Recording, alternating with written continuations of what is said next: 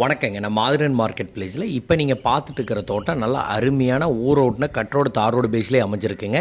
நிறைய பேர் ஊரோட்டின ஒரு தோட்டம் கேட்டிருந்தீங்க. பர்ஃபெக்டாக இருக்குங்க. கெஸ்ட் ஹவுஸ் போடுறக்கோ ஃபார்ம் ஹவுஸ் போடுறக்கோ வீடு கட்டுறக்கோ அருமையான ஒரு தோட்டனே சொல்லாங்க. இதனுடைய பரப்பளவு 1 ஏக்கரா 34 சென்ட்டுங்க. எங்கே அமைஞ்சிருக்குன்னு பார்த்தீங்கன்னா ஈரோடு மாவட்டத்தில் அரச்சலூர்லேருந்து வந்தீங்கன்னா ஒரு 4 கிலோமீட்டருங்க.